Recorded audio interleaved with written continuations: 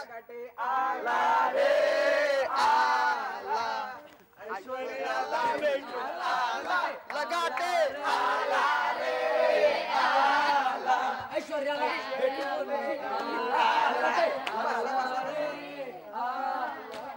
बसा बसा बसा बसा बसा बसा. ठोका आला रे आला, ठोका ठेवला.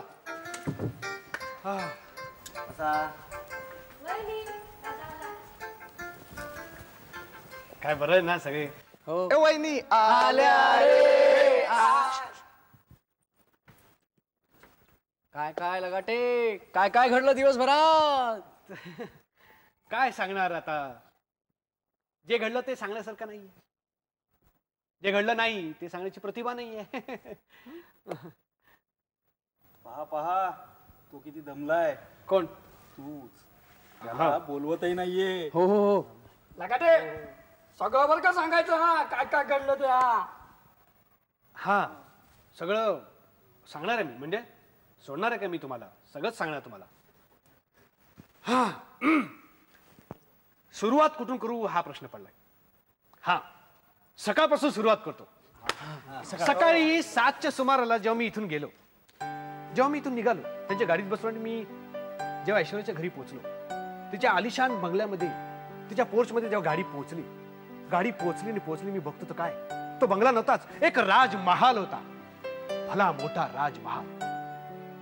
तिथल्या संगमरवरी पायऱ्यावरून ऐश्वर्या, प्रत्यक्ष ऐश्वर्या, गंधर्व कन्या, जगत सुंदरी पदन्यास करत त्या पायऱ्यांवर खाली चालत चालत आली. तिने गाडीचा दरवाजा असा अलगद उघडला. माझ्यासाठी तिने हात पुढे केला. मी हातात हात घेतला. तो कोमल हात माझ्या हातात पडला आणि काय सांगू, मला शहारे आले.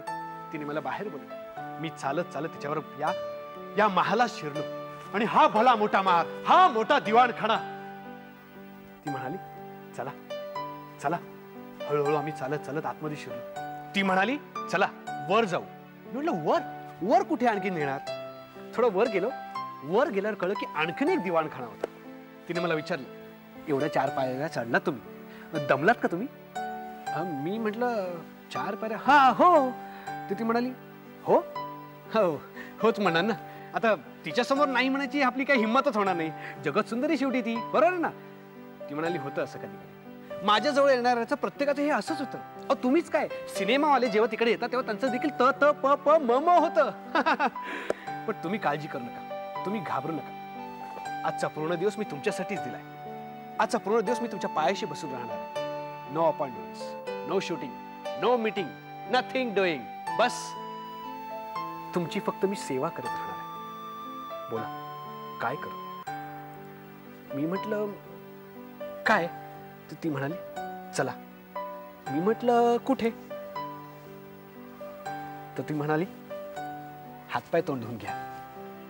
मी म्हटलं ठीक आहे. ती म्हणाली चला बाथरूमकडे.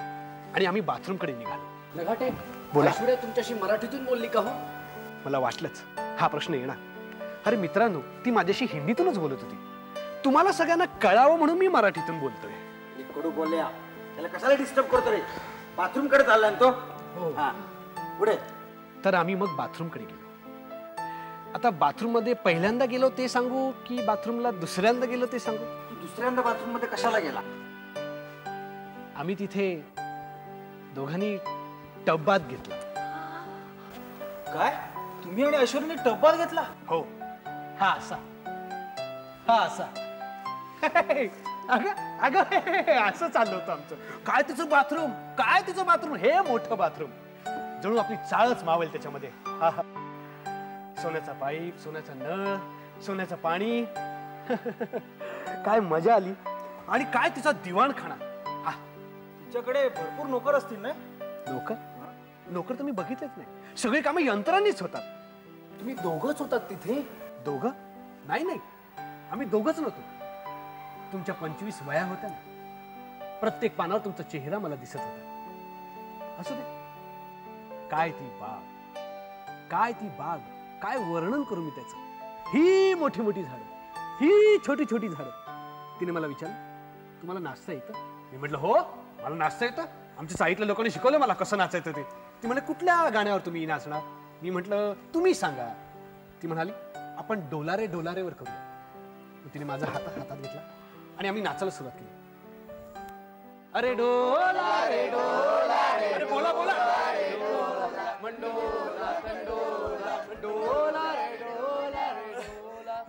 नाचलो नाचलो आणि दमलो, घामाघूम झालो. तुम्हाला काय सांगू, घामाघूम झालो.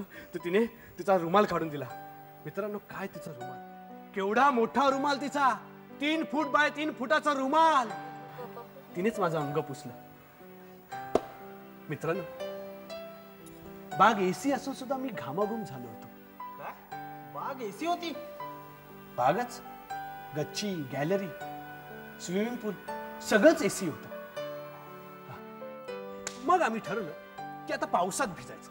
काय पाऊस पडत होता तिथे? मग इथे नाही पडला. हा, तिच्या हातात असतं पाऊस कधी पडायचा आणि कधी नाही पडायचा ते. मग आम्ही चिखलात लोळलो, पावसात भिजलो, खूप दंगा केला, खूप दंगा केला, खूप दंगा केला. कपडे पण भिजले असतील. मग भिजले ना कपडे.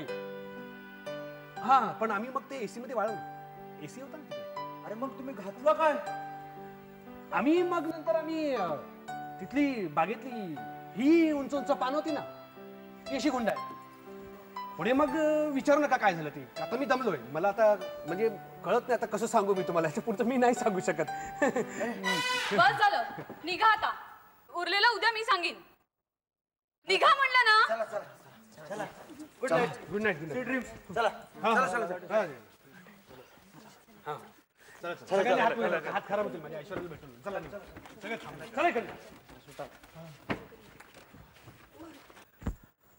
जेवणार आहात का? हो हो हो, जेवणार आहे मी. खरं तर एवढ्या मोठ्यांदा हो म्हणायची गरज नव्हती, पण बायकोच्या लक्षात आलं दिवसभर मी उपाशी आहे प्रत्येक बाबतीत. पिठलं आणि भात बायकोच्या हातचा किती सुमधुर लागतो हे त्या दिवशी मला प्रत्यंतर आलं. जेवून झालं, पोटभर जेवलो. बायको एक एक दिवा बंद करत, एक एक दिवा म्हणजे आमच्या घरात 2च दिवे आहेत, ते बंद करत ती आत आली.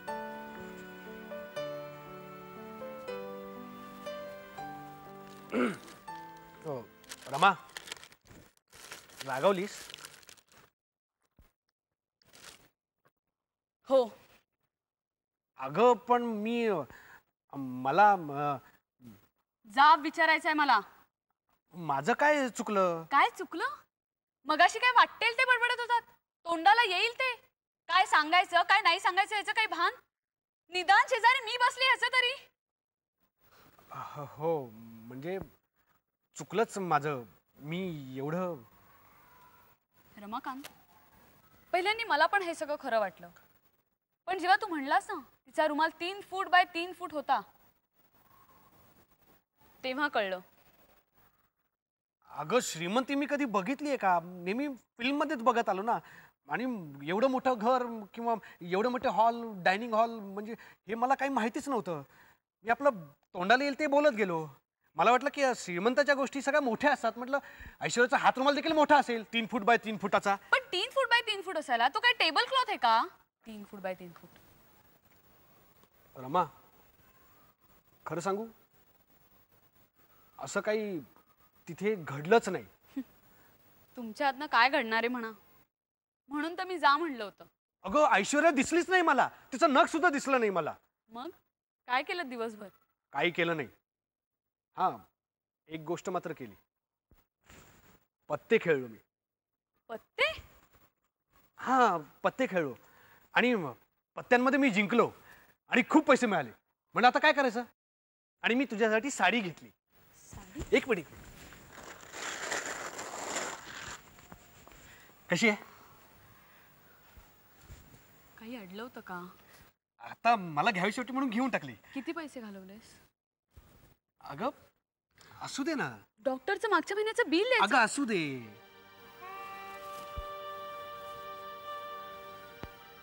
रमाकांत, तू खूप भोळा आहेस, भाबडा आहेस, म्हणूनच लोक तुला बनवतात. अरे या जगात नजर टाकशील तिथे नजरबंद करणारं सौंदर्य आहे. रंभा म्हणू नकोस, उर्वशी म्हणू नकोस. खरं सांगू,